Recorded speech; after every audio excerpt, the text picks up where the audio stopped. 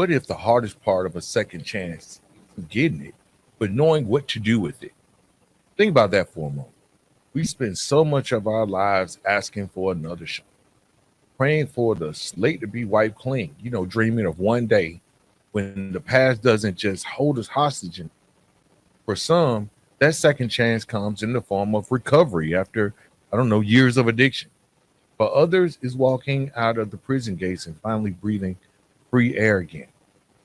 Maybe it's surviving an accident that should have ended your story, or getting laid off from a job you secretly hated, but you relied on for survival. Whatever the situation, the moment of reset is rarely neat and tidy. It's pretty messy. Matter of fact, it's confusing and downright terrifying. Society loves the headline, second chances work, but it doesn't often talk about the quiet nights when the pressure to make it count becomes suffocating. Everyone around you seems to expect instant transformation. You should be happy. You got your life back. Yet happiness doesn't arrive on command. Relief often is followed by uncertainty. The adrenaline of survival phase. When you first get out and now you start realizing you can't get a job, or you can't have the relationship with that loved one back. And then you're left staring at a blank page that's supposed to become the rest of your life. This is where purpose, or the lack of it, steps in. Because deep down, we all crave it. We all want to know why we're here, what we're supposed to do, and how we're supposed to live in a way that matters. But purpose doesn't just drop from the sky with your second chance. It has to be uncovered, rebuilt, sometimes completely reimagined. Now, today, we're going to take a hard, honest look at this journey, from the echoes of a new beginning to the terrifying blank slate of self, through the paradox of chasing meaning, and finally into that lifelong realization that purpose isn't a finish line, it's a road we keep walking. So, if you've ever been given another chance, whether through grace, grit, or just pure luck, but still find yourself asking, now what? This episode is for you. Welcome to Conviction Fiction.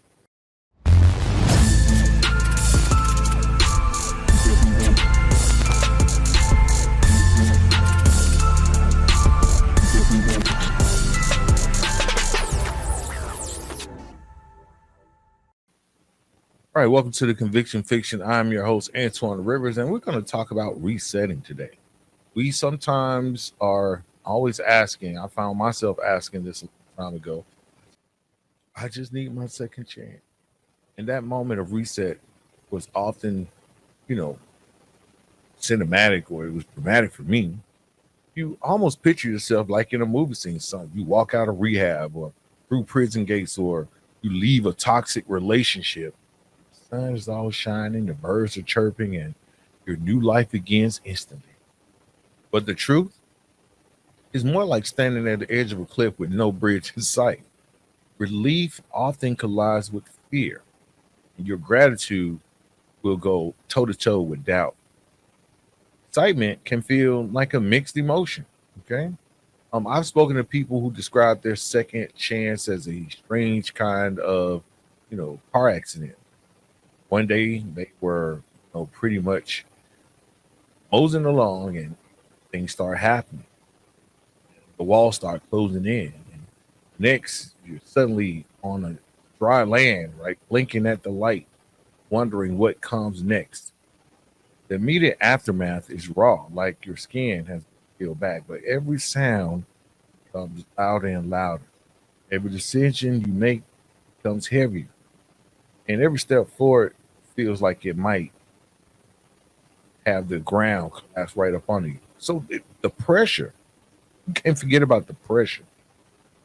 Society, friends, family, they all seem to expect you to launch into greatness after you've been, begging for the second chance. And now that you finally got it, they are expecting you to automatically to become great. You survived, you're free, you've been given that other chance. Now make it count. But what does that even mean? Make it count how? How do you jump straight into a new job? How do you jump straight into a new relationship? How do you jump into a new version of yourself that you don't even know yet? How do you do that? The truth is that pressure can actually backfire. Instead of feeling motivated, many people feel paralyzed by the pressure. They've just come through hell and now they're told to make it happen. The quiet question nobody says out loud is this: why don't I feel happy yet? Got my second chance. I'm finally out of prison. I'm finally out of rehab. Why don't I feel happy? The reality is happiness doesn't always show up at the starting line of a new beginning. Sometimes the beginning feels lonelier than the ending. And that's okay. It's okay because what we're really facing isn't just survival, it's the work of redefining who we are. And I'm going to explain what that means because second chances don't come with instruction manuals, they often come with just echoes of the life that you had before, the mistakes that you made in the past, the identities that you carry, right? And those shadows and those echoes can follow you into the blank space of what's next. You don't know what's happening, right? The first step is acknowledging that those things in the past, those ghosts aren't real, right? They don't mean you're failing. They just mean you're human. We talk about being human or the importance of humanity on this podcast a lot. And this is all uncharted territory for someone that is stepping out into the world again, right? We're talking about the second chance. You get that pressure from your family, your friends, and society saying, like, okay, you finally got it. You've been begging to get paroled. Now that you got it, what are you going to do with it? Make it count, right? But it's often a blank slate. And here's the thing about a blank slate. Sounds exciting because you got a fresh start. And it sounds good until you start staring at that blank slate, and then there's nothing. When your old life falls apart, whether by choice, circumstance, um, the goals, routines, and even the identity you once leaned on suddenly isn't working anymore. It's like trying to use last year's GPS to navigate to a city that's being completely rebuilt, right? Try to pull up the map from, Atlanta or Chicago from 2 years ago, the GPS, and try to get around the city today. And you're going to keep getting rerouted and nothing will make sense. Okay. Many people in this space find themselves asking haunting questions like, who am I now? What do I really want? Right? Do I even deserve to want anything? And those questions can feel louder because that old map that you used to carry around, that old GPS, whether it was your job title, your reputation, or even just your survival instincts, they are now gone. You're a new being. Evolution has happened. The evolution has happened, right? Change happens. Now, this paradox of freedom is real. On one hand, having a second chance feels like liberation. You can be anyone, do anything. And then on the other hand, guys, that very freedom can crush you with its weight because everything is possible, but nothing feels clear. I've met people who rush to fill that void. I met them. They rush out there and whatever seemed the easiest, was it a relationship, a new hustle, a new identity. While those things can bring temporary comfort, they often crumble when built on shaky foundations. Because the real work of a second chance begins. What do you think I'm going to say? What do you think the real work of a second chance begins? Well, I'm going to tell you, listeners, the real work of a second chance begins inside of you. It begins with facing yourself in the mirror and asking, am I willing to build a life from the ground up, even if I don't know the blueprint? Even if I don't have the blueprints yet, am I willing to build a life from the ground up? Now, that's scary work. It requires patience, feel desperate for direction. It demands courage when the old patterns call you back. And it forces you to accept that sometimes, just sometimes, standing in uncharted territory is exactly where you're supposed to be. Now, this doesn't feel good, but it's honest work. In this stage, the task isn't to have all of the answers, guys. It's to stay present long enough for the real answers to start revealing. And that's what the podcast aims to do, right? To help you navigate through this purpose, to find that purpose. Because when we talk about this idea of purpose, we sometimes treat it like it's a buried treasure, like it's hidden in some remote corner of our lives, waiting to be uncovered. When all we have to do, supposedly, is dig in the right spot. And boom, life makes sense forever.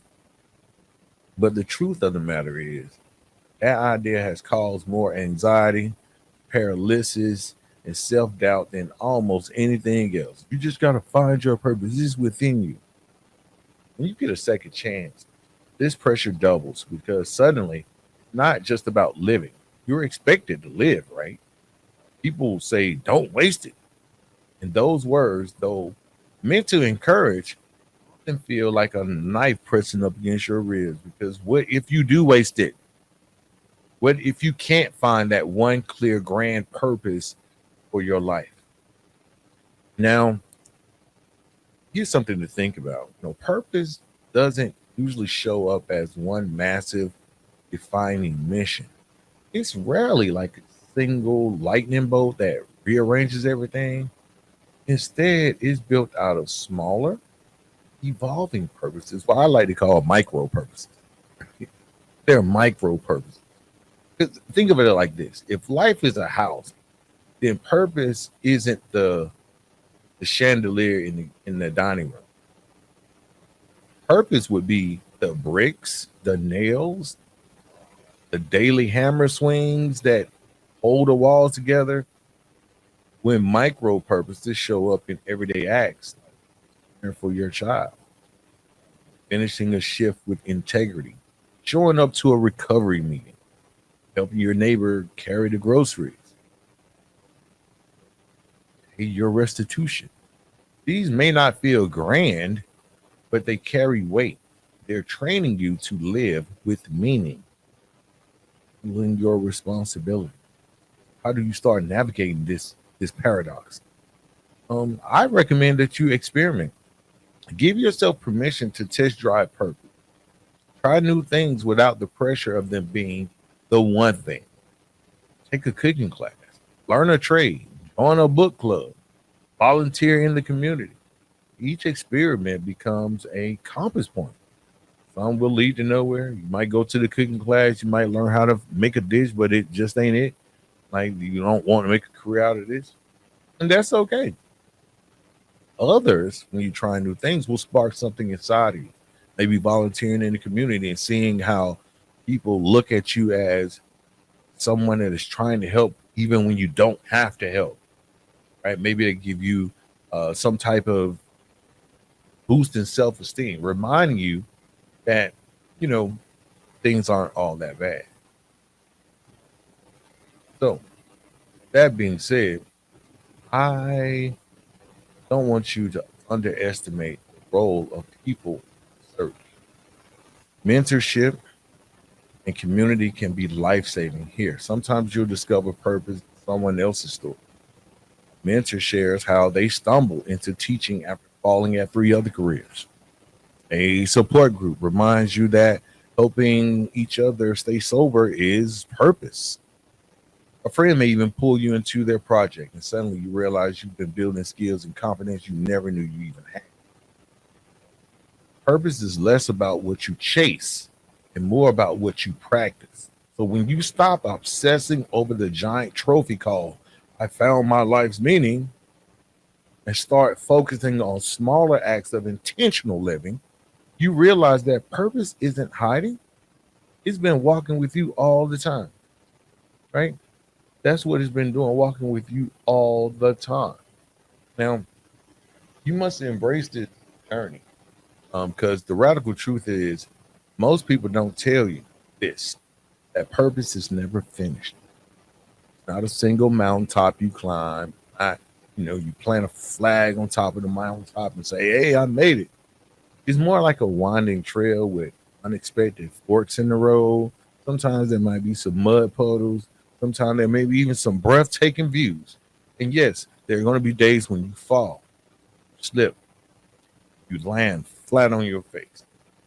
This matters, especially when you've been given a second chance, because the expectation, your own and the expectations of others, is often that once you've reset, you'll finally get it right. You'll find your purpose, stick to it, and never waver again. But life doesn't work like that, guys. And pretending it does only creates shame when you stumble. So if you could just take a moment, breathe, and think about this. How many times have you heard someone say, I should have figured it out by now? Maybe you've even said to yourself, I should have figured it out by now. But figured out is a myth. Nobody has it all figured out. We're all improvising, learning, pivoting. And when you stop demanding perfection from yourself, you unlock the freedom to actually enjoy the process. Now, this ongoing journey of purpose is about rhythm, not results. Some days you'll feel clear, crystal clear, like you know exactly why you're here. And then other days, you'll wake up and wonder what the point. What's the point? That doesn't mean you failed. It means that you're alive, and it is a stark reminder of your humanity. The secret is to measure progress in small wins. Did you show up today? Did you take one step forward, even if it was shaky? What did you learn? Did you learn something about yourself, even if it came through failure? That's purpose. Those are the small victories. And when you stack them up over time, they create momentum, a momentum that builds resilience, identity, and yes, your true meaning. Another key to embracing the journey is comparison. Don't don't get into comparing yourself to nobody else. It's poison. Stop holding your second chance against someone else's highlight reel. Their road isn't yours. Your purpose won't look like theirs. That's the point. You can't do that. When you measure yourself against your own growth, not someone else's growth. When you measure your success against your own growth, then you finally see how far you've come. Because purpose then becomes less of a prize and more of a practice. It's the art of showing up every day, embracing the ups and downs, and understanding that the ongoing search is the point. You don't have to arrive to be worthy. You just have to keep walking. You still got to get there. Okay. So um I want to ask this of the listeners today. Right. I want to bring it all back home. So you've heard the echoes of a new beginning, wrestle with the uncharted territory of self. We talked about the paradox of purpose. Hopefully, you come to see that this whole thing is a journey, not a one time achievement. The real question that I have for you today: what will you do with this? I want you to stop right now and think about your own second chances. Maybe it was walking away from an accident you shouldn't have survived. Maybe it was leaving a destructive lifestyle behind. Maybe it was getting out of a relationship that almost broke you. Maybe it was something quieter, like the morning you woke up and realized, I can't keep living like this. Maybe it was you walking out of the prison gates. Maybe it was you graduating from a recovery program. Those moments are sacred. They mark the start of a new chapter. But the chapter doesn't write itself. You have to pick up the pen. The pen, my friend, purpose. Don't overcomplicate. Don't have to overhaul your life in one dramatic move. Just start with the next right step. Maybe that step is journaling.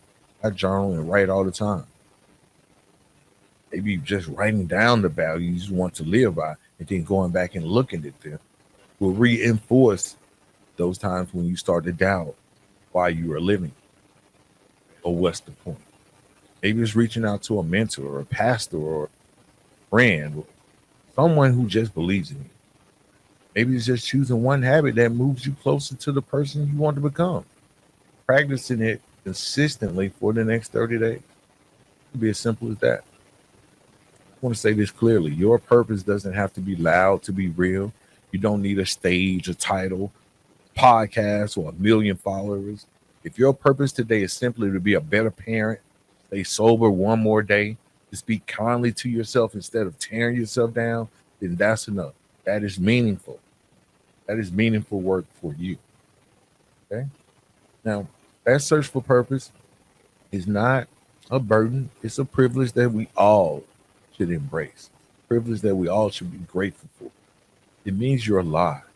It means you've been given another chance to choose.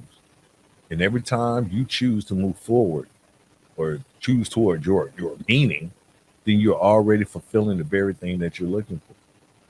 So I challenge you, all of my listeners today, don't wait for lightning. Don't wait for the perfect job, the perfect opportunity, or the perfect version of yourself. Just start now. Start small. Start imperfect because your next chapter doesn't begin tomorrow. It begins the moment you decide to live with intention today. Your second chance is here. The question is, will you use it?